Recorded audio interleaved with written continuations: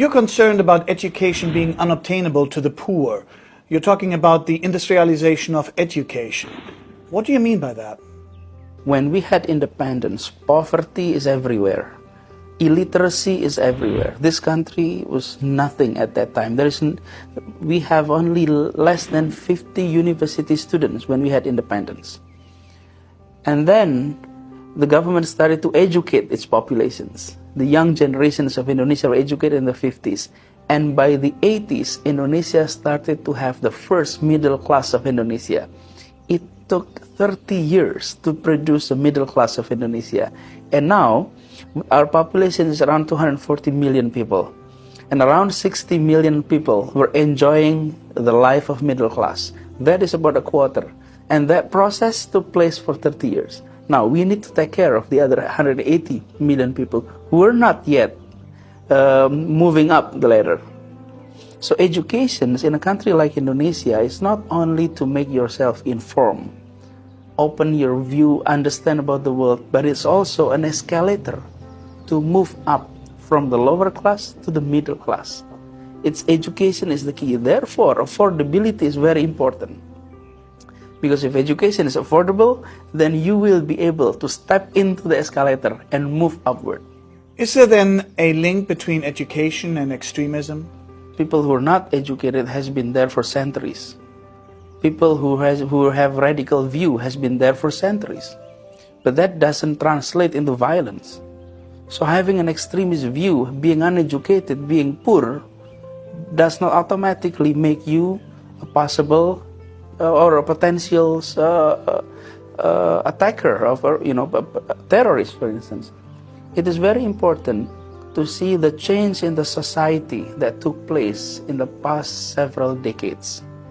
If you pay attention closely, I think we will be seeing, like, in many cities in which 50 years ago were vibrant economy, the society were participating in the market, able to benefit from the transactions in the economy.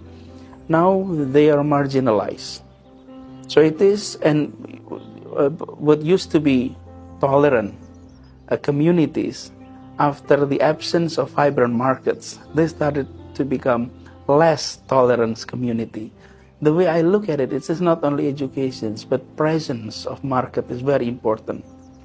For centuries, Muslims in Indonesia is known of being a very tolerant Muslims, and still until today are very tolerant Muslims. And one of the reasons for that is because these are trading societies. They trade, they meet people, they are very open-minded. And this is the people of archipelago who has that nature of exchange of idea. But the issue is not so much about the radical itself, but about being marginalized in the process, in participating in the economy. And I think this is an important issue. So education, yes, it's important, opening up perspective and views. But not only that, I think expansions of market economies, ensuring that everyone is able to participate in the market, it will help to flourish that. And also that's good for democracy. Can democracy, Islam, and modernity coexist harmoniously and peacefully? Yes, I think so. People understand that it is not about whether the state is Islamic or secular. It is about whether people of religion are able to practice religious freely, and that the state is not hostile toward religion. And that is, I think, in the mind of Indonesians. So the majority is having that view. Therefore, in the context of Indonesia, Islam and democracy is walking hand in hand. Indonesia is a democratic and economic success story, but do you think it is still overlooked, though? We democratize, decentralize from one of the most centralized government into one of the most decentralized today. And the economy was hit badly by the crisis. So three things happening: recovering, decentralization, and democratizations.